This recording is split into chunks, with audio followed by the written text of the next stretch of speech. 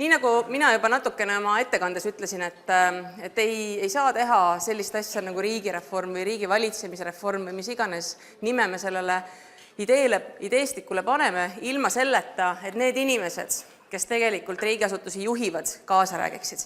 Ja see paneel siin natukene seda eesmärki täidab, et seda seni olnud tühimikku pisut täita.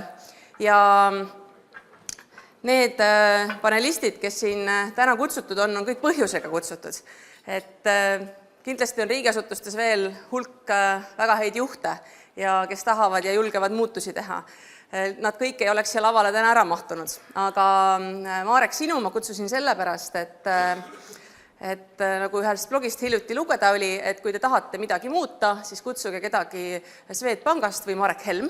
Nii, et sinul on PPA ühendamise projektijuhi kogemus, sul on Maksu- ja Tolliameti juhi kogemus ja sa oled teinud ka Rahandusministeeriumis vahepeal asekantsleri tööd, lükates käima tugiteenuste tsentraliseerimise projekti.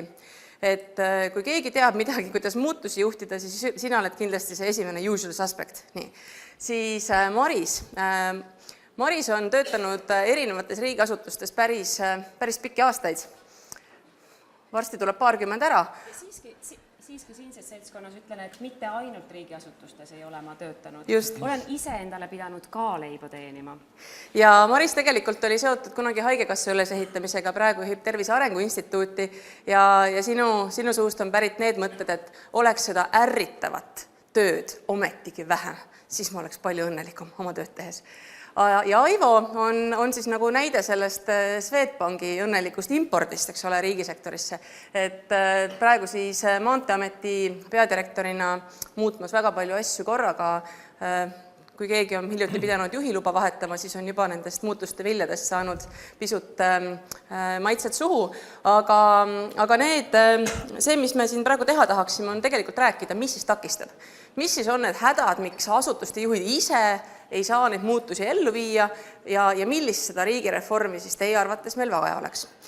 Ja kui me kuidagi alustaksime, siis ma kohe võtakski intrigeerivalt nagu jutu üles, et Marek, kas sinu meelest siis on ikkagi võimalik 15-20% kärpida, nagu Jüri Raidla ütles? No on jah, selles osas, et 2,5 aastat tagasi me Maksu- ja Tolliametis 14% inimesi vähendasime ja keegi meil sellest eriti ülesannet ju ei andnud, eks. See oli meie enda plaan. Kui sa vaatad meeskonda, kellega sa pead tööd alustama, uut strateegiat kokku hakkama panema ja vaatad nende madalat motivatsiooni, siis pole mõtet enne teele asuda, eks. Ja see näitab, et on võimalik ilma, et selleks käsku antakse.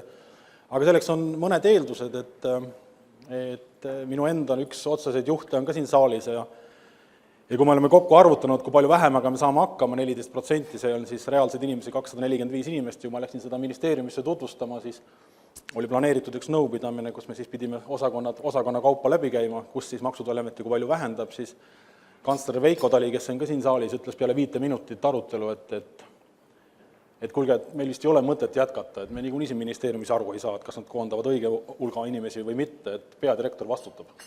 Ja see nõupidamine oli selleks korraks lõppenud ja sa tunned, et kui sind usaldatakse nendes muutustes, siis on see üpriski nagu suur eeldus, et need asjad saavad ära tehtud. No seda sama kõike veel Aivo ei ole jõudnud teha. Nii nagu Marek, sina Maksuametis, kuidas sa Aivo sellele küsimusele vastaksid? Ei, ma vastan niimoodi, et kui see siin küsimus on, et milliseid probleeme sa oma töös täna näed, siis ma tegelikult mõtlesin välja, et ma täna ei näegi neid probleeme oma töös. Ilu on vaata silmades. Jah, et tahtmises on kõik kinni ja minu tulek Maanteeametis oli võib-olla natuke nagu teise rakursi alt, et mul oli kohe nagu ministriga ja kantsleriga selline kokkulepe, et kui nad nagu kättpidi tulevad mootorisse, siis mind sinna vahele ei ole vaja, eks ole. Väga lihtne reegel, et kehtesta ennast ja teine, mis oli see, et selle näite ma pean lihtsalt ära tooma, et kui ma lugesin nagu Maanteeameti põhimäärust, saate aru, et tavaliselt on ettevõtetel on põhikiri, eks ole, eraettevõttes, tõstke käsi, kes selle põhikirja järgi toimetab.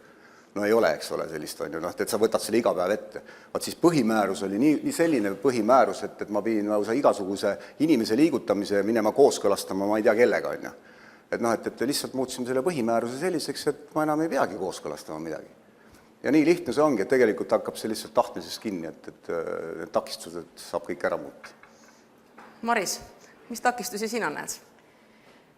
ausalt öeldes seal ma takistusi ei näe, kus otsused on meie enda käes. Tervise Arengu Instituut ei ole väga tavapärane klassikaline riigiasutus, nii nagu on mõlemad ametid siin naabriteks.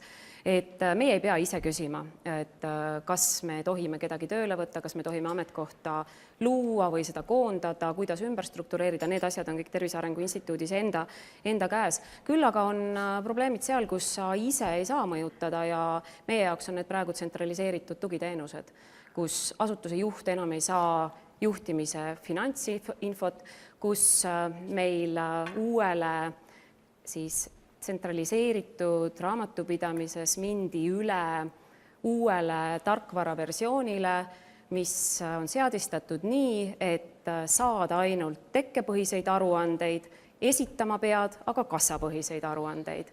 Ja siis, kui öeldakse, et kui meie siis finantsjuht ütles, et aga kuulge, see teeb meile käsitööd, ütles üks lahke inimene siis seda muutust juhtivast asutusest, aga see on ainult natukene käsitööd, aga seda natukest käsitööd on nüüd nagu tulnud iga aastaga natukene juurde.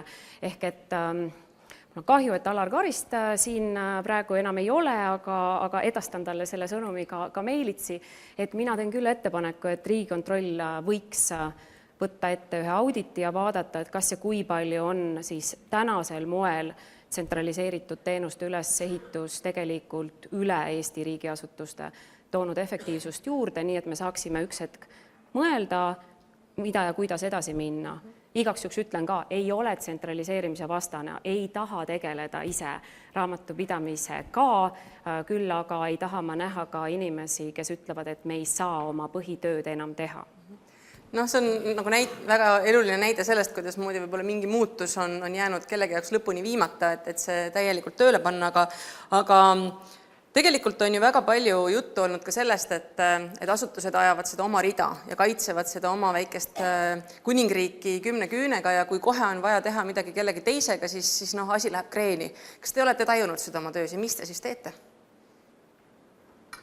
Marek, räägid sina või? No ma võin alustada jah, et ma ei tea, kas mul paremat võimalust tuleb, aga minu meelest koostöö probleemid saavad alguse siis, kui on liiga palju juhte. Et ma panen seda sellisesse konteksti, et kui avaliku sektori või riigiasutuste inimeste arvust rääkida, ja neid tundub palju olevat, siis mulle tundub, et juhte on liiga palju. Ja juhtide paljusus toob kaasa sellised takistused siis koostööks. Kui need juhid saavad aru, et koostöö on oluline, neid ei ole liiga palju, siis koostöö läheb ka käima ja Aivoga me oleme siin eelmine aasta teinud autosektorit koos ja ma ütleks siin lavalt ära, et kui Aivo poleks mul õlga alla pannud autode kontrollis, siis poleks me mitte midagi saavutanud. Sa räägid sellest mustast turust? Jah, sellest mustast turust, eks ju. Et Aivo oli see, kelle käest ma küsisin, et Aivo, kas sul on mingisugune tähtaeg ka, millal sa pead autosi arvele võtma ja Aivo vaatas oma seadused järgi, et tuleb välja, et pole ja Aivo käest ma lihtsalt palusin, et anna mulle aega teatud isikate puhul, kes ei ole harjunud makse maksma, anna mulle mõned päevad või kas või 10 või 15 päeva, et ma tegeleks nendega vahepeal ise enne, kui nad autod arvele saavad ja olukord muutus sektori tagasiside põhiselt mõne kuuga. Ja see koostöö on hea, seal oli ka Tarbijakaitseameti juures, nii et ma arvan, et neid koostööprojekte on, aga iseenesest jah, sellel koostööl võib olla üks on juhid, eks ju, juhtide paljusus, juhtide egod, juhtide, ma ei tea, mis iganes isiklikud ambitsioonid ja saavutusvajadused. Ja teistpidi ma arvan, on ikkagi seda probleemi ka, et kuidas kujunevad riigiasutuste eelarved, eks ju, kes kellega konkureerib ja kuivõrd selline, kuidas ma ütlen, tasakaalukalt see käsitletud on, eks ju. Kes need juhid on, keda liiga palju on? Ma ütleksin, et siis tippjuhid, võtaks siis nii, eks ju, et asutuste juhid, asutuste juhtide asetäitjad. Te lugete kokku, palju on asutusi on isegi riigis palju, eks, te lugege kokku asetäitjad. Ja mina arvan, et näiteks kui ma võtan Maksutoimeti näite, siis nii asutuse seest kui asutustega väljapoole teiste asutuste koostöö läks paremini käima siis, kui tippjuhtkond jäi kahekesi sisuliselt. Mul on üks asetäitja ja ülejäänud on osakonna juhataja. See automaatselt toob selle fenomeni kaasa, et sa oma keskastme juhtidele pead rohkem toetuma, keskastme juhid omakorda saavad tunde, et neid tegelikult usaldatakse, nad hakkavad ise juhtima, on ise professionaalid ja see juhtub siis, kui sa tippjuhid sealt eest ära võtad ja asjad lähevad palju sisulisemaks. ma lisan Marekile aitäh, et sa selle komplimendiga tegid, et me koostööd teeme, et ma nägin seda maksuprobleemi selles osas, et me oleme selles protsessis omanik, eks ole, ja see on see horisontaalne eesmärk, et mitte vertikaalne. Aga juhtide poolest tulles, et ma julgen oma näitest sinna Maanteeametisse tulles, et kui võtsin ette selle paljulubava tööplaani, eks ole, mis sa pead ministeeriumis templi alla saama, et lugesin seda tööplaani siis seal 2 aastat tagasi, sest tööplaanis oli kirjas siis tegevused. Saate aru, et mina teen, kirjutatakse kuskile lahtrisse. Ja siis, kui sa küsid et väga lihtsa küsimus, kuule, aga milleks sa midagi teed, et mis selle tegevusele on alati mingi tulemus ka ja lisaks veel peab see olema kvalitatiivne, no siis seda vastust ei saa. Et sealt see, nagu see juhtimise probleem, millele Marek viitab, hakkabki, et sa pead ikka aru saama, mille jaoks sa midagi teed. Ja kui sa lihtsalt kirjutad sinna, et ma teen seda seadust, täidan seda seadust või seda määrust, siis sellest on vähe. Et me oleme nagu Maanteeametis kokku leppinud, et niisuguse laheda reegli, et reeglid on küll täitmiseks, aga reeglid on ka muutmiseks. Et see reeglid on muutmiseks tegelikult on see, mis edasi viib, et sa ei takerdu sellesse. Ja nii me oma tegevused üles ehitame. Maris, aga sina oled seda silotornide teemat näinud ikka väga mitme nurga alt, et hiljuti sa ju juhtisid Riigikantselei juures vigastuste rakkerühma, kus pidi kokku tooma erinevad ministeeriumid, erinevad asutused selleks, et süsteemselt saada seda mõju ühiskonnas, et meil inimesi saaks viga vähem ja nad elaksid tervemini ja kauem. Et mis hädasid sina nende silotornidega nägid? Ma usun, et me kõik riigiasutused on selles osas nagu samas seisus, et kui on mingisugune tegevus, kuhu peavad panustama ja tahavad ka panustada erinevad asutused, aga meilt parasjagu ja meil kõikidel oleks vaja mingisuguseid rahaseid selle ühe tegevuse erinevate juppide tegemiseks, aga siis ühes ministeeriumis teemat prioritiseeritakse rohkem, see ministeerium paneb sinna raha, ütleme, liiklusohutus on siit nagu hea näide, et siin on tegevusi nii Sotsiaalministeeriumil, Majandusministeeriumil, erinevates Haridus-Teadusministeeriumis, et üks prioritiseerib neid teemasid rohkem ja siis need liiklusohutusprogrammi selle ministeeriumi või selle haldusala tegevused saavad tehtud, teine prioritiseerib mingeid omi teemasid ja kogumõju jääb saavutamata, sest ei tehta ära isegi mitte 90% nendest lõpptulemuse saamiseks vajalikest tegevustest, vaid 30%. Ja seal vigastuste rakkerühmas sellistest asjadest räägiti, sealt lahendust ei tulnud küll, aga võiks tulla lahendus sellest, vaatan ma Veiko Tali nurga poole saalista, et kuidas siis edasi hakkab see programmiline riigieelarve planeerimine toimuma, et kas see ikka jätkub nii, et kõikidele asutustele jagatakse kõigepealt kululaed ja öeldakse, et tehke nende sees prioriteete või me vaatame ära suured eesmärgid, mida nende jaoks on vaja teha ning siis millistel asutustel on nende teemade jaoks siis tegelikult raha vaja. Sest hetkel käib Eesti riigieelarve tasakaalus hoidmine lihtsalt niimoodi, et Rahandusministeerium saadab jaanuari keskpaigas kõikidele riigiasutustele või kõigepealt ministeeriumitele ja nemad omakorda siis allasutustele teated, et teie kululaed järgmiseks 4 aastaks on järgmised. Me just äsja saime, need on täpselt samasugused, nagu nad olid aastal 2014 kuni aastani 2018. Ja siis me seal sees puseleme ja vaatame, et järsku saab midagi juurde. Kas sellest jääb midagi tegemata nendes asutuste ülestes asjades, isegi seda kohta selle rääkimiseks hetkel ei ole. Ja igaüks tõmbab teki enda poole ja läheb rääkima enda väikseid tegevusi ja väga palju üleval ei ole neid küsimusi, et mis on siis see efekt, mida me tahaksime laiemalt saavutada, kui see puudutab mitut asutust. Ja sellele, et tõmbad teki enda poole, sellel on nagu selline halb kõla juures. Aga tegelikult ei ole, aga mina tõesti siiralt usun, et enamik asutusi ja need asutused, kellega meie ise oleme koostöös olnud, me tahame teha asju hästi, me tahame asju teha tulemuslikult. Aga sealt siis tuleb, et kui sul tulevad nagu partnerid vastu, ütlevad, kahjuks meie selleks raha ei saa, kas me saame midagi koos välja mõelda, mõnikord saab, aga mõnikord jäävad lahendused poolikuks. Aga Aivo, sinul oli hiljuti näide selle samaste juhilubadega, kuidas moodi tervisetõendiga järsku tekkis lühis, et mis sa siis selle lahendamiseks tegid? Võtsime ikka Sotsiaalministeerium ikka ette, et kõik need perearstid hakkaksid ikka neid andmeid arvutisse sisestama, et seal ongi see lahendus lihtsalt. Ega muud võimalust ei ole, kuna lõpptarbija on ju meie 1,3 miljonit klienti, vaata ma räägin, et meil inimesed on Eestis, kes elavad 1,3 miljonit, nad on kohustatud tarbima meie teenuseid. ja seda kohustuslikku mõtet olen ma nagu ka siin kandnud, et alati, et noh, või sellele Maanteeametile nagu omane, ma nüüd müün seda Maanteeametit natuke, aga meie mõte on nagu selles, et kõik meie teenused on tehtud paraku kohustuslikuks, iseasi, kas nad kõik vajalikud on. Aga kohustuslikuks on tehtud, järelikult meie peame looma sellise keskkonna, et inimesed seda kõige vähem tunnetaksid ja vajaksid. See on see mõttemall, millega ma lähen. Eraettevõtluses ma selle mõttemalliga ei saa tegutseda, seal ma mõtlen, kuidas ma saan rohkem kliente, eks ole. Aga siin on see, et kui mul domineerib see, et ma olen uhke selle pärast, et mingi ametniku juurde tuleb meie inimene, on ju, see ei tohiks olla minu motivaator. Et noh, see on see koht ja kui sa mainisid juhilubade ja sotsiaal- või seda tervisetõendit, siis hoopis teine näide on ju positiivne näide, et kuidas me nagu juhilubadele võtame pildid, mis on ju teil kodakondsusmigratsiooni ametis tehtud, eks. Ei ole 2 baasi, on ju, ja ei ole vaja nagu selliseid asju. Need on sellised lihtsad asjad.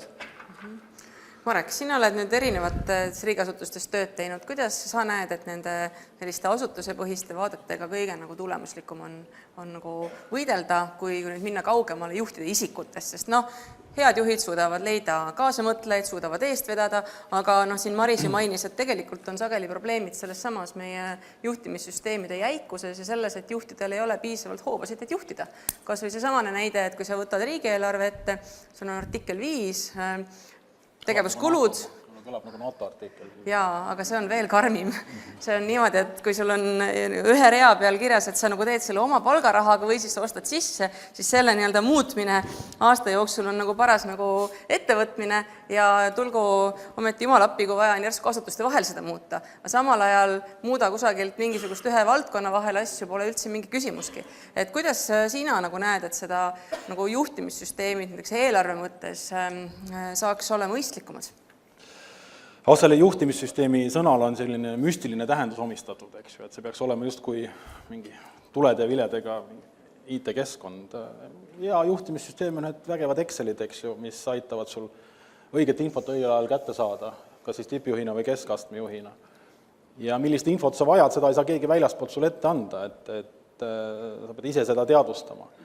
Mida keskastme juhtimine lähemale tekib see raha lugemisoskus, seda parem. Teisalt ma ei lähekski praegu isegi ennem sinna ministeeriumi tasandile seda eelarvet vaatama, et kuidas seda paremini, seda saab alati teha, aga küsimus on selles, kuidas praegust raha kasutatakse. Ja see, kuidas praegust raha kasutatakse, selleks on vaja sul raha lugejaid inimesi. Ma olen seda näidet nüüd viimasel ajal toonud, eks ju, mul on haldusosakonna juhataja tulnud eraettevõtlusest ja ühest väiksest ettevõttest.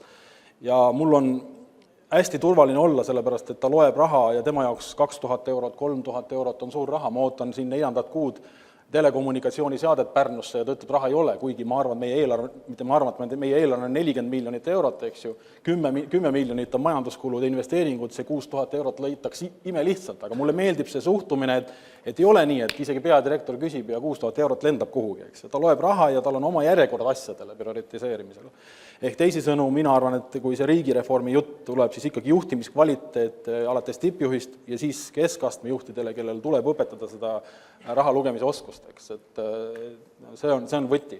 Ja seda raha leiab praegustest eelarvetest ka. Sa oled nõus, Marek, et sul ei saa olla seda, et sul on ühel hetkel 2000 vastamata meili, on ju, nagu meil 2 aastat tagasi Maanteeamet ühel asetäitjal oli. Tuleb tegeleda selleks, et see tippjuhina ei tule need meile. Et ma võin rahulikult siin päev otsa konverentsil olla, ma ei pea muretsema, et tuludeklaratsioonide teema toimib, eks. Ja muide, pooled on juba ära esitanud. Ja pooled omakorda nendest on ühe klikiga tehtud. See on hea näide sellest samasest käitumuslikust teenusedisainist, eks ole. Aga jah, juhtimiskvaliteet on üks tegelikult suur asi, mis täna selles riigireformi debatis on ehk vähem tähelepanu saanud, sellepärast me täna siin sellel ka rohkem pöörame tähelepanu. Aivo, sina oled tulnud eraettevõttest ja näinud nagu suhteliselt nagu selgelt erinevusi, et mis sulle silma on hakanud, et mida me peaksime parandama riigiasutuste juhtimiskvaliteedis? Ma olen ühe mõtte olen nagu välja öelnud, et ma vaatan, et ministeeriumi versus näiteks ametid, et kui palju on sellist operatiivset tegevust ministeeriumite tasemel. Ei peaks olema igapäevast operatiivselt lahendada seal mingisugust maaküsimust ja võib-olla see näide, mida ma markantsena tahan siin välja tuua, on näiteks see, et kui Maanteeametil on 6 miljonit eurot eraldatud aastaks, et me võime maid võõrandada ja me ei pea seda kooskõlastama, eks ole.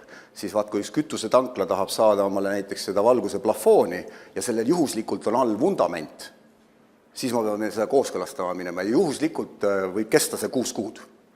Ja juhuslikult on sellel kütusetanklale veel vajalik ehitada kontseptsiooniga kellegiga, ja näiteks R-kioskiga ja nii edasi ehitada, ehituslepingud on sõlmitud, võib-olla laenuotsused on pangast käes. Ja ma küsin, et kas ühel väiksel ettevõttel, kes tegutseb, eks ole, on 6 kuud aega oodata ja palka maksta inimestele ja nii edasi. Kas meil on, nagu Eestis on nii ettevõtted nii rikkad? Et sul on kõik asjaajamine ümbert ära tehtud ja siis sa sellesse protsessi takerdud. See on Kafka. Et ega sellele mingit muud nime ei saa panna, et mis ma tahan nagu öelda, et hakaku nagu neid ametijuhte, kõigepealt valige õiged juhid. Ma ei ütle, et mina see kõige parem olen, aga ikkagi valige õiged juhid. Teiseks on see, et andku nendele ametijuhtidele õigusi rohkem ära ja ministeerium tegelikult siis muide saab riigi õhemaks ka, võtta sealt 30% inimesi sealt ministeeriumist on ju tööturule ja asjad hakkavad liikuma. Küll see amet ka muide ennast reformib. See on selline mõttekäik lihtsalt. Maris, sinu tähelepanekud samal teemal? Minu erasektori kogemus oli nii pisike, mina olin väike füüsilisest isikust ettevõtja, et ma selliseid suuri üldistusi tegema ei hakkaks. Aga küll väga toetan Avo öeldud, et vaadata, millega tegelikult ministeeriumid, mis on ministeeriumite peakompetentsid, mida peavad nemad tegema ja mida saaks ministeeriumitest ära anda siis ametitele ja teistele asutustele koos õigustega ka neid ülesandeid päriselt täita.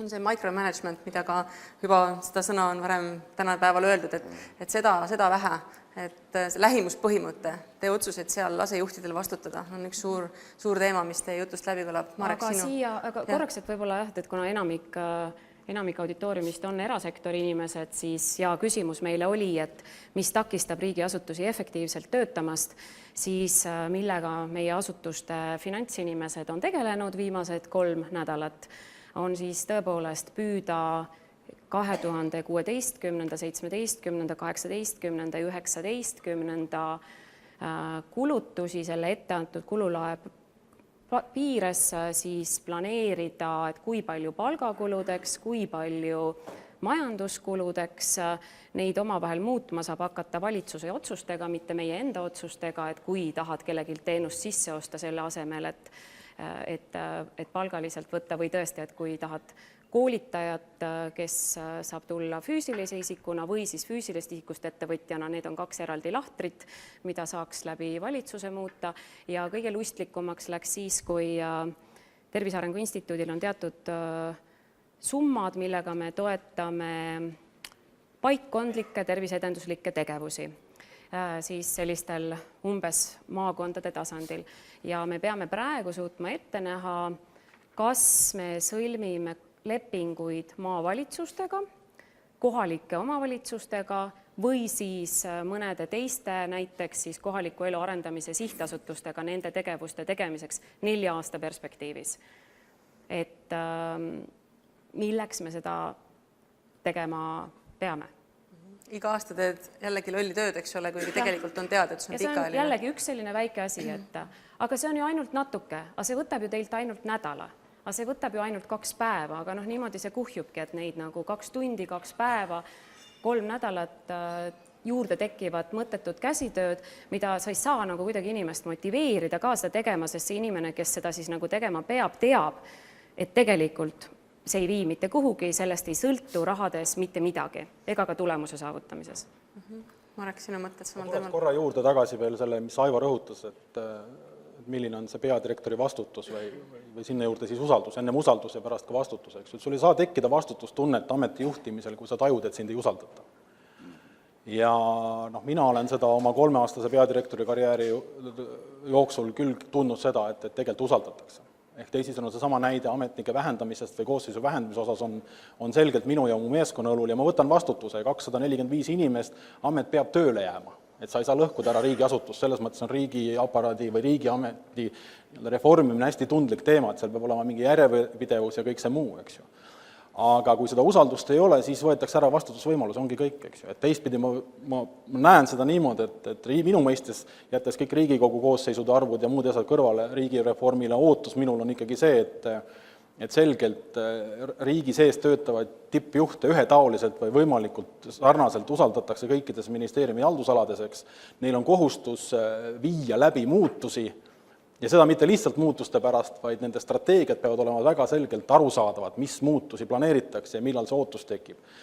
Ja siis saad sa minna selle asutusega töösse. Ma siin aasta lõpus ka avalikult ühes ajalehes ütlesin, et minu ülesanne on hoida oma meeskonnas seda tunnet, et Maksu- ja Tolliametit juhin mina, eks ju. Niipea, kui see tekib, et ma ei juhi seda asutust, eks ju, keegi juhib üle minu pea, läheb asi käest ära kohe.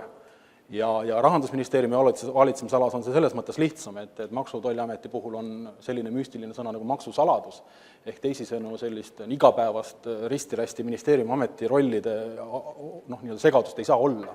Ehk teisisõnu see, mida me teeme, millised on meie valikud, on ikkagi seaduste piires meie enda teha, et väljaspoolt seda meid mõjutada ei saa. Aga ma arvan, et ministeeriumid on see praktika hästi erinev, et sa ei saa oma keskastme ja vahetu juhtide usaldust tekitada ja vastutustunnet suurendada, kui su enda suhtes ei ole usaldustunnet ja vastutustunnet ja see, mida mina Maksu- ja Tolliametis olen saanud koos oma meeskonnaga nüüd viimasel ajal teha, et ma saan järjest minna lähemale sellele kliendile või see, kellega me suhtleme, et minu vahetu juht võtab järjest enam rohkem vastutust. Selle nimel ma töötan. Ma arvan, Marek, et me oleme sinuga ühesugused selles mõttes, et me tahame, et meil toodatakse tulemust. Vaata, see on see, et ma tahan, et mul toodatakse seda tulemust. Ma olen harjunud nii tegema, Ma käitun ka mingis väikses ettevõttes kui omanik, ma tahan tulemust saada. Ja samamoodi ka juhina. Aga siin on üks selle tulemuse planeerimisel, mis on ka üks mõte, mis ma ütleks välja, et ikkagi üks on juhtimiskvaliteet, aga teine teema on eesmärkide või planeerimise kvaliteet. Et ma olen seda, kuidas seda niimoodi väljendada, et ma arvan, et me teeme strateegiaid liiga pealiskaudselt.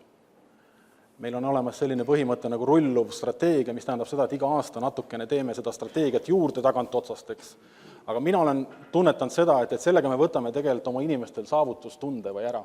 Et sul kogu aeg lükatakse seda eesmärki edasi, eks ju, ja ühelgi juhil ei ole ka sellist vastutustaju, et me peamegi 2016. aastaks selle sinnamaani jõudma, eks. Maksu- ja Tolliameti strateegia 13–16, me hoiame kramplikult sellest kinni, sest 16 on tõetund, kas see meeskond on saavutanud või mitte, eks. Ja 16. me hakkame tegema järgmisi analüüse seest, eks, et mida me peaksime muutma või mis töötab meie arust. Ja selleks on vaja aega, ühe korraliku strateegia tegemiseks nii suures asutuses nagu Maksu- ja Tolliamet, 1500 inimest, läheb aasta. Ja seda väga selgelt sisulisi arutelu pidades. Ja siis, kui see valmis on, siis saad 4 aastat rahulikult töötada. Ja viia oma inimesi selle poole, et neil tekib see tunne, et me tõesti saavutame. Aga see oli vist jutt rohkem nüüd organisatsiooni enda arengukava või strateegia kohta käivalt, sest selliselt sisulisemate arengueesmärkide jaoks on pikaajalised strateegiad olemas Eestis, et liiklusohutusprogramm oli üks, mida ma nimetasin, aga neid on veel ja veel ja veel, aga siin on pigem see küsimus, et me ise riigiasutuste poolelt ei suuda uskuda, et tegelikult neid ka pikaajaliselt ellu viiakse, suhtutakse natuke kergekäeliselt ja teine on siis see, et poliitiline juhtkond ei ole nõudlik tulemuste osas.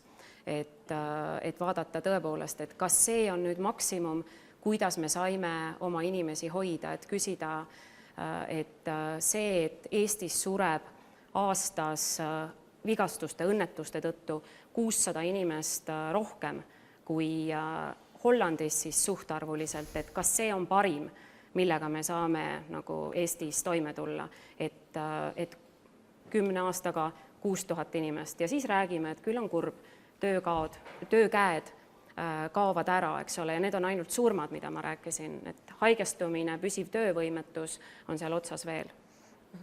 Need pikaajalise strateegiad on väga hea, et sa need sisse said, sest tegelikult on neid ju tehtud varsti 10 aastat sellise ühtse raamistiku alusel ja nendega on üks väike häda tekkinud, et see süsteem on läinud nii pagana keeruliseks, et mõni aeg tagasi vaatasime, et umbes pooled asutused jõuavad üldse raporteerimiskohustust täita, sest iga strateegiat peab käima ette kandmas valitsuses, kuidas selle elluviimine on läinud vähemalt kord aastas.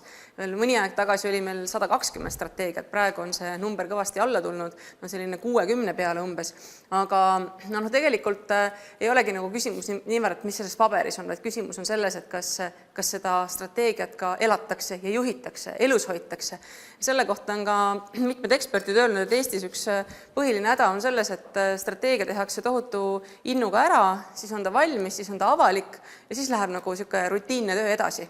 Et tegelikult nad ei ole elus dokumendid ja üks asekantsler mulle ühest ministeeriumist mõni aeg tagasi ütles, et noh, kuule, kuidas ma saan võtta tõsiselt seda süsteemi, kui mul on eelmine valitsus mingi suure protsessi tagajärjel selle kinnitanud, siis mul tuleb järgmine valitsus, kes ütleb, noh, see üldse ei lähe meie poliitiliste prioriteetidega kokku, ärme seda teemat puutu. Mitte, et muudame ära ja teeme siis nüüd sellise, nagu meile nagu sobib ja noh, juhime seda. Et las need nii-öelda hallitavad asjad siis tiksuvad meil seal riiulite peal, et ärme neist ennast nagu häirida lase. Et see on ka juhtimiskvaliteedi näitaja tegelikult, et kui me ei lase strateegiatel nii-öelda ära kuhtuda ja mõttetuks muutuda. Aga mitu teist on praegu maininud nõudlikkust. Ja Maris, sina ütlesid, et poliitikutel pole nõudlikkust tulemuste suhtes. Mida siis nad nõuavad teilt? Koalitsioonileppe täitmist. Mida veel?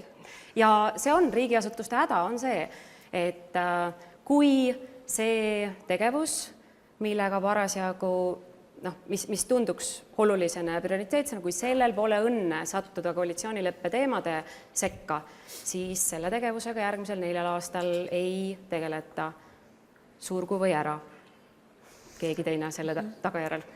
Aga kas siis ongi asi nii hull, et nõudlikkust tulebki ainult nagu alt üles? Et kui ise tahad, siis teed ja kui ei ole juhtumisi mõni inimene väga nõudlik, teiesuguse nõudlikkusega iseenda või oma töö või tulemuste suhtes, siis ega ju midagi ei juhtu ka. Ma nagu sellega nõus ei ole, mul oli küll väga selgelt kirjutati mandaat, niisugune ootused minult, milleks oli Erki Raasuk ja Marika Priske autorid, oli seal väga selge ootused Maanteeameti juhile, milles kujunes välja Maanteeameti uus strateegia ja sellele vastavale elluviimise kava on ja mida me mõõdame aastast aastasse numbriliselt, maksame tulemustasu inimestele, kui hästi läheb ja nii teemegi. Et selles mõttes mina ei ütle, et see oli poliitiline vajadus, et see oli täielik praktiline vajadus. Ma võib-olla aitaks seda teemat selles mõttes järgi, et see nõudlikkus on minu meelest sellega seotud, et kas juhtub midagi, kui sa ei saavuta. Et minu meelest peaks juhtuma. Kui sa asutuse juhina aasta-2 ei suuda täita neid ootusi, siis võiks anda järgmistele võimaluse. Minult küll nõutakse, mul on 3 numbrit, mida ma ministeeriumisse raporteerin. Mul on arengukava või strateegia on tunduvalt põhjalikum, kuigi ka ühes arengukavade kohta ma ütleks seda, et sinna ei pea kõike kirja panema, mida asutus teeb. Jumala eest, sinna tuleks panna ainult see, kus tahetakse arengut. Kus fokusseeritakse sinu meeskonna tähelepanu. Ja näiteks mul on 480 liikmeline tollikorraldusosakond, mis teeb hästi palju erinevaid tegevusi, aga neil on ainult 2 arengu eesmärki. Ülejäänud osas nii hoida. Ja 2 arengu eesmärki, tuua sigarettide salaturg alla ja teine on autoriseeritud ettevõtted, et pakkuda legaalsele kaubandusele kiiremat tollivormistus. Ainult 2. Ja nad raporteerivad 4 aastat ainult nende 2 eesmärgi saavutamise teemal. Ülejäänud kõik toimib, me ei räägi sellest, kui probleem on, siis lahendame, eks. Aga ei muud. Ja nende 3 numbri osas, mis ma ministeeriumile raporteerin, esimene on loomulikult maksud kokku, eks. Meil on põhiülesanne makse koguda ja see peab olema tagatud võimalikult hea teenusega, teine on varimajanduse osakaal ja 3 on usaldusväärsus. Neid 3 asja peame me niimoodi kombinatsioonis suutma juhtida, et nad võimalikult hästi omavahel tasakaaluks on. Ja minu õnn on olnud peadirektorina see, et kuidas ma seda teen. Ei ole ministeerium ei ole sinna väga sekkunud, sellepärast ei saagi, eks ju, maksusaladused ja kõik muud. Ehk teisisõnu veel kord, et võtkem neid indikaatoreid ja eesmärke peadirektorite või asutuste pealt vähemaks, fokusseerigu olulisema peale ja laske keskastme juhtidel maakonnas, regioonides oma peaga tegutseda ja vastutada, see on see idee. Kas sul on sama tunne, Marek, et ma olen põrkunud, kui me Maanteeametis muudatusi teeme organisatsiooni sees, eks ole, inimestega, see puudutab inimesi alati, et siis millegi pärast öeldakse sulle, kuule, mul on ametijuhend. Et mul ei ole seda ametijuhendis kirjas, eks. Ja ma ütlesin, et eraettevõttes mõtled selle peale, et mis pagana ametijuhendid sul seal on, eks ole, ja küll pangandus oli natuke eripärane, seal lausa need tekkisid, eks, sõltub organisatsiooni keerukusest ja nii edasi. Aga vaata, kuhu ma tüürin oma jutuga on see, et see on see loov juhtimine, et selline kaasa mõtlemine. Ja siia nüüd tuua paralleel, et kui me hakkasime autode omaniku vahetuse viisime internetti, millele meil on ka mõõdikud, eks ole, et sel aasta 2014 oli, et tahtsime kõik 30% meie teenindusbüroode toimingutest viia e-kanalitesse, et siis omaniku vahetus, 2 eraisikut müüvad autot, 1 ostab, ja selle tulemusena siis on näiteks täna Statoili bensiinijaam päris levinud, kus inimesed on leidnud sünergia, et võtavad kokku, saavad auto seal, annavad üle ka ja teevad selle 5-minutilise tehingu ära, kannavad raha ja meie teenindusbürood, eks ole, ei külastata.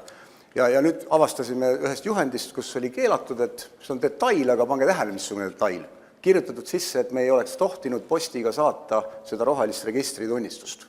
Ja sa küsid, et kes selle asja välja mõtleb, et mis riski ta maandab, et ei tohi saata postiga. Pangakaart saadetakse. Ja, me hakkasime lihtsalt saatma. Ja see määrus, ma ei tea, kas muudeti pärast ära, aga sõnum on nagu selles, et see julgus teha on ju, ja siis seda ametijuhendit mitte järgida ja seal on ja see keskastme juhtide teema, eks ole. Aga seal on võti selles, et sa pead oma organisatsioonis suutma seda sisendada, et eksimine on inimlik. Kui sa paned selle eelduse, et keegi eksida ei tohi, ja riigiasutuses on seda haigust küljes, et nii kui sa eksid, oled sa, kuidas ma ütlen, jah, võib ka nii öelda, kui hästi läheb, lastakse lahti, kui halvasti läheb, pannakse kinni. Aga peame aru saama, et asutused, mis on suured ja riigisektoris tervikuna, inimesed eksivad ja mina olen selle eksimishirmu saanud maha väga lihtsalt. Ma olen öelnud oma inimestel, minu jaoks eksimuse kaal hakkab pihta sellest, kui inimesed on viga saanud või nad on, ütleme, päris midagi tõsisemat on juhtunud, eks ju. Ja väga hästi inimestel võtab see pinge maha, et nad saavad sellest, mida Aivo ütled, et julgevad hakata nagu ise võtma vastutust, eks ju. Et kui see on nagu vea kategooria, eks ju, et te peate olema terved ja hoidke ennast, et siis läheb nagu lahkemaks see asi selles mõttevabadusel. Aga see riskivalmidusest avalikus sektoris väga hea, et see üles tuli, et tegelikult siin on küll nagu teatud selline ka avaliku surve tõttu on see riskivalmidus avalikus sektoris suht väike. Just seetõttu, et kõike, mida avalik sektor teeb, ta peab selles õnnestuma ning kui mõni asutus siis julgeks öelda, et jah, või mõelge nüüd, et kui te millal te viimati kuulsite sellest, et ühtegi projekti või nagu algatust ei julge igaks juhuks nimetada ja et see asutus, näete, hakkas välja töötama seda süsteemi, kulutas 200 000, 300 000 või 400 000 ja tulemust ei tulnud. Kes ütleb, et tubli asutus, et siis, kui nad nägid, et asi hakkab viltu vedama, nad lõpetasid asja ära või siis näete te pealkirju ajalehtedes ja ka konverentsi ettekannetel, et näete juhmid seal, kulutasid 400 000, tulemust ei tulnud. Ja selle tõttu riigiasutused on nagu iga asja ette võttes, on see selline, et nagu kas siin on riske ja see siis tõesti sõltub juhist, et kas ta ütleb, et okei, jah, ma olen valmis kuskil aktides ütlema, et jah, tegime, proovisime, ei tulnud välja, nüüd proovime teisiti, või siis, et ärme igaks juhuks tee, sellepärast et siin on riskid olemas, see võib ebaõnnestuda. Et kui me nagu lubame ka avalikul sektoril, et mingi hulk projekte, et on hea, kui te proovisite ja hea, kui te õigel hetkel lõpetasite, mitte ei lähe jäärapäiselt edasi, sellepärast et te peate selle kuhugi ära viima, sellepärast et te olete lubanud selle ära teha ja siis juhtubki niimoodi, et kui poole pealt selgub, et ma kasutan nüüd sellist lastemängu asja analoogiat, et hakatakse tegema mingit torbikut, kus on selline ümmargune, eks ole, auk, kust laps saaks palle läbi panna ja siis selgub, et tegelikult osa asju, mis sealt peaksid läbi minema, on kolmnurkse kujuga, siis hetkel see riigipoolne projektijuhtimine on see, et vaatame, kas me selle kolmnurkse asja saame nagu ümmarguseks treida niimoodi, et otsad maha, selle asemel, et öelda, et okei, võtame palun 3 kuud aja maha, vaatame, et mis selle kolmnurki sealt läbi toppiva asutuse vajadused on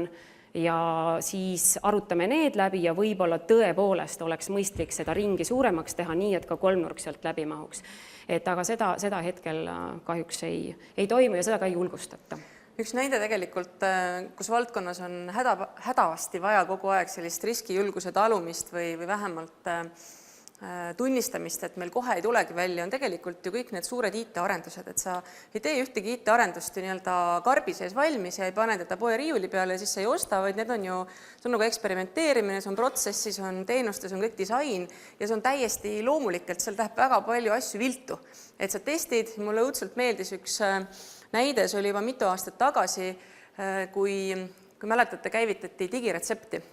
Aasta algusest hakati käivitama, siis oli umbes pool aastat oli kõik karjusid, issand jumal, jälle on maas, näed, süsteem ei pidanud vastu ja siis see inimene, kes sel ajal minister oli, ütles järjepidevalt välja, on jah probleem, me teeme korda, ärge muretsege, keegi ei jää rohtudest ilma. Ja ta rääkis seda umbes pool aastat, sest ta talus seda riski, sest ta tunnistas, et see ei saagi kohe välja tulla, aga me teeme selle korda, me teeme selle paremaks, oli sõnum. Ja selles mõttes oli see väga minu meelest tervistav ja hea eeskuju, mida ma olen ka palju rääkinud ja räägin ka siin, et sellist tüüpi riskijulgust ja rahustamist, et võtame ja räägime, ja auto istub seal, Hanno Pevkur, et seda sa tegid just. Et tänu sellistele muutustele ja sõnumitele on tegelikult väga palju häid asju juhtumas ja võib ka väga palju häid asju juhtumata jätta, sest on kohe esimese tagasilöögi peale öeldakse appi, äkki läkski midagi viltu, ärme jumala eest edasi tee. Et seda tüüpi mõtlemist on rohkem vaja. Aga vaadates kella, siis ma tahaksin hakata seda arutelu siin kokku tõmbama ja lõpetuseks vaadata seda küsimust, et kuidas siis teie meelest oleks seda riigi valitsemise või riigi pidamise reformi võimalik ära teha, mis on need kõige olulisemad asjad, millega tuleks tegeleda? Kes iganes tahab alustada? Ei taha. No, ma võin alustada, et mu mõte keerleb väga lihtsalt, et ise ma võtan omal seda perioodi täna riigisektoris töötades, võtan kui sõjaväekohustust. Läksin 3 aastaks riiki teenima. On ju nii? Ja ma mõtlen, et ega ma võib-olla ei taha lõpuni seal kogu aeg toimetada, et mul on ikkagi erasektori kogemus olemas, mingit rahvusvaheline kogemus ka, tahaks midagi muud teha. Aga mu üleskutse on pigem see, et vaadake eraettevõtjad ka, et teil on kindlasti häid inimesi, kes tegelikult võiksid riigisektorisse tulla. Ja see võiks olla nii, et ongi selline kohustus, ma nüüd utreerin ja teen nalja, eks ole, et kuskile võiks nüüd seaduses sisse kirjutada, et on sul kohustus 3 aastat riiki teenida peale sõjaväge ka veel.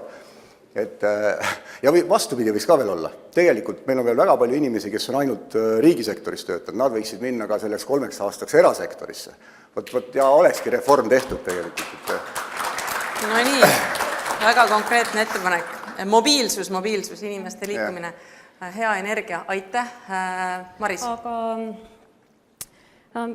mina saan öelda, mida mina ise kavatsen teha, et sõltumata sellest, kas ma töötan avalikus sektoris või erasektoris, et ma jätkan asjades kaasarääkimist, kui ka tundub, et need teemad ei ole mitte minu liistud, raamatupidamis, tarkvaras kaasarääkimine, et kui ma näen, et midagi ei ole mõistlikku, siis ma julgen seda välja öelda.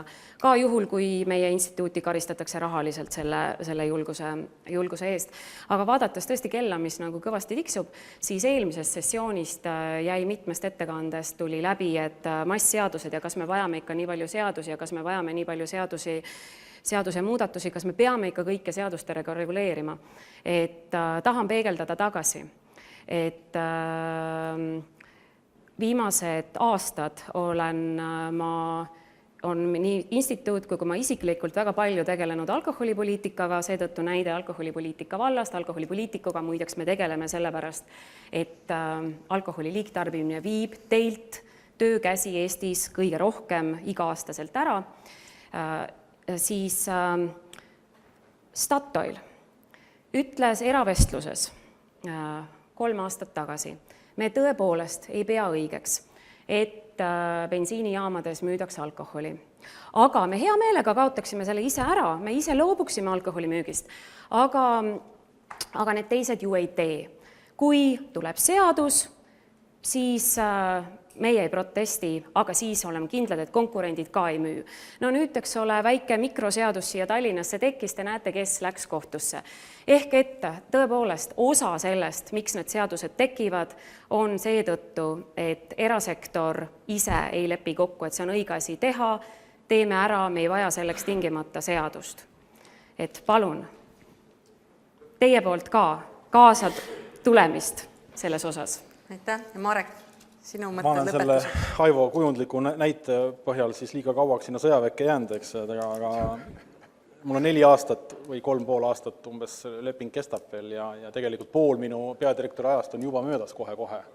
Ehk läheb hästi kähku, aga sellele otsele küsimusele vastates, et minu jaoks läheb riigireform tööle siis, kui veel kord ma räägin ainult keskvalitsusest ja riigiametitest, kui nende juhtimisega väga selgelt tehakse selles mõttes kvalitatiivne ring peale. Ehk teisisõnu, alates tippjuhtimisest kuni keskastme juhtimises põhimõtteliselt rakendatakse sarnasemaid praktikaid, nagu tehakse seda erasektoris, ehk teisisõnu delegeeritakse eelarve juhtimist, planeerimise mõistes ollakse täpsed, eks aruandluse mõistes tehakse ausalt ja antakse tagasisidet ka siis, kui ei saavutata, seesama, mis Maris räägib, eks ju. Nii et põhimõtteliselt mina ootan riigireformis seda, et konkreetselt ametite juhtidele, ministeeriumite juhtidele antakse ülesanne senisest tugevamalt, mitte antakse, või ma ei tea, kas antakse või nad võtavad tõsisema ülesande juhtida paremini oma asutusi. Nii et see, kuidas ametnikke vähendatakse ja nii edasi, see kõik tuleb iseenesest, kui see mõtteviis ja juhtide selline kvaliteet paraneb. See on meeldiv tagajärg tarkadele See otsustele. tuleb iseenesest peale seda, kui sa annad inimestele võimaluse raha lugeda ja näha, kus neid ebaefektiivseid kohti on. Kui tal tekib see motivatsioon väga keskastme vahetujuhin tasandil, siis pole vaja enam erasektoril sellel osas pead valutada, kas ametnike väheneb või mitte, hakkab vähenema. Ma ei pea lihtsalt vastu ütlemaks, et praegune SAP kahjuks ei toeta seda, et keskastme juht saaks raha lugeda. Ta ei saa seda aruannet. Minul ta toetab väga hästi, nii et mul Narva tollipunkti juht, kes on 100 inimest, palju siin on ettevõtteid, kellel on 100 inimest, ma arvan, et Eestis keskmiselt on vähem ettevõtjatel, või ütleme, enamus ettevõtetel on vähem inimesi ja oma Narva tollipunkti juhti koolitan ikkagi selleks, et tema eelarve, tema peab sellega välja tulema, tema peab oma inimesi motiveerima, näitama neid kohti, kus saaks paremini sellega tegeleda. Aitäh! See sessioon on praeguseks läbi. Aitäh nendele juhtidele, kes tulid jagama avameelselt, ausalt, julgelt oma mõtteid ja aitäh teile, kes te hoolikalt kuulasite kaasa, mõtlesite. Loodetavasti siit sünnib midagi edasiviivat ja toredat. Aitäh!